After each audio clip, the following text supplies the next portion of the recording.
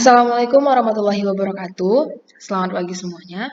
Perkenalkan kami dari kelompok 1, dari kelas AK 3B pagi. Kali ini kami akan membahas tentang yayasan dan organisasi nirlaba.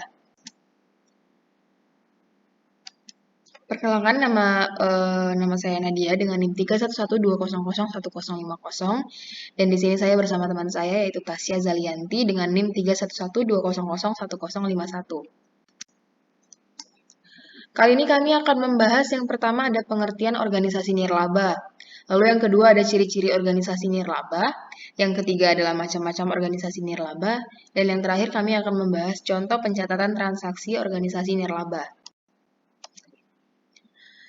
Yang pertama adalah pengertian organisasi nirlaba. Menurut PSAK nomor 45, pengertian dari organisasi non-profit atau organisasi nirlaba adalah organisasi yang memperoleh sumber daya yang berasal dari sumbangan pihak anggota. Para penyumbang ini tidak mengharapkan keuntungan yang akan diperoleh pada saat organisasi ini berkembang. Namun, perkembangan selanjutnya, organisasi ini menerima hasil pendapatan jasa yang diberikan publik atau dari kegiatan investasi. Selanjutnya ada ciri-ciri organisasi nirlaba. Menurut ruang lingkup PSAK nomor 45, ciri-ciri organisasi nirlaba adalah sebagai berikut. Yang pertama adalah sumber daya utamanya berasal dari penyumbang yang tidak mengharapkan laba atau keuntungan yang sebanding dengan sumber daya yang mereka korbankan. Lalu yang kedua, organisasi tersebut mampu menghasilkan barang dan jasa tanpa bertujuan untuk menuntut laba atau keuntungan. Jika entitas menghasilkan laba, maka nominalnya tidak akan pernah dibagikan kepada penyumbang atau pemilik entitas. Lalu yang terakhir adalah di organisasi ini tidak ada kepemilikan yang jelas seperti organisasi lain.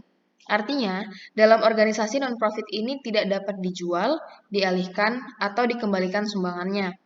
Pada dasarnya organisasi ini tidak mencerminkan adanya proporsi pembagian laba atau keuntungan pada saat likuidasi atau pembubaran organisasi.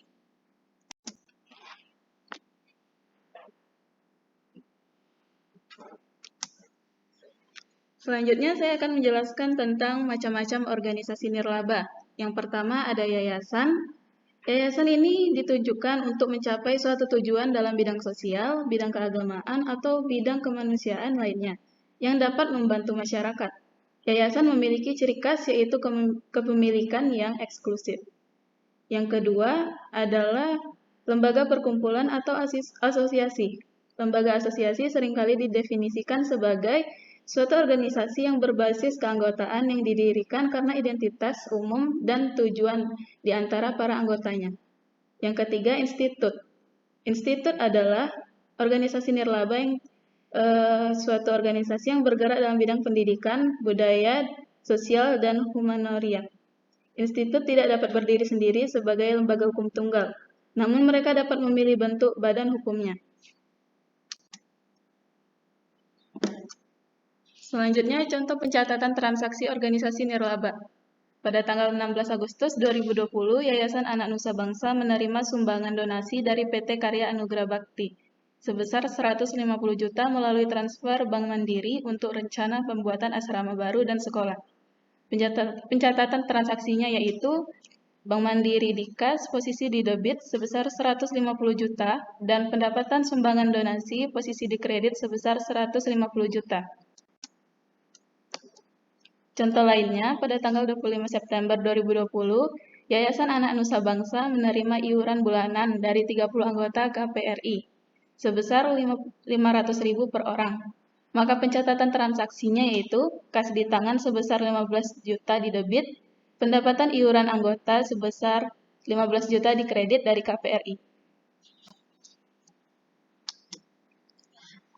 Sekian presentasi dari kami. Terima kasih telah menyaksikan. Wassalamualaikum warahmatullahi wabarakatuh.